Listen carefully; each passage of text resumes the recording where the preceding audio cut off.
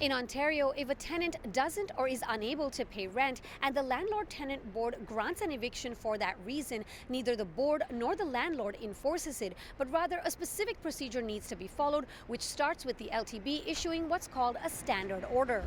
A standard order provides that for 10 days, you have to pay up all the arrears owing. Monica Moran-Venegas from Kensington Bellwoods Community Legal Services explains that if the tenant is able to pay the entire amount within 10 days, they can file for what's called a tenant's motion to set aside with the LTB. Make sure that when you do pay, ideally you get proof of payment. Contact your community legal clinic. We can help you with filing these set-aside motions. It's important to get the paperwork in.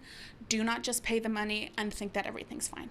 If the tenant cannot pay by the 10-day deadline, the landlord must file with the court enforcement office and the sheriff then carries out the eviction.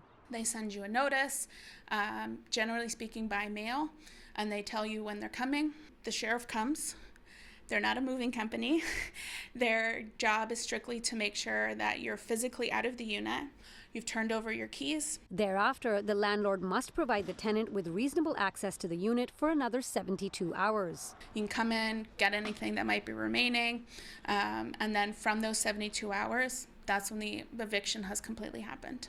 Aside from circumstances which might mean a tenant is unable to pay rent, Moran-Venegas says tenants should not deliberately withhold rent for any reason. And this can be confusing situations for people because of things like, well, if my unit is flooded and I can't use it, what am I paying for? But as per the Residential Tenancies Act, that's not reason enough to stop paying rent.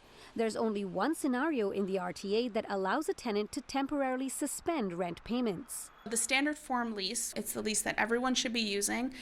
If you have an agreement, you've moved in, and the landlord still hasn't provided you with a signed copy, you have to request it in writing. 21 days after you've made that request, if the landlord still hasn't provided you with the signed copy of the rental agreement, your obligation to pay rent has been suspended. That suspension does not mean that the tenant no longer owes the rent. Once a signed copy of the lease is provided, a landlord can ask for back rent, so it's best to set it aside.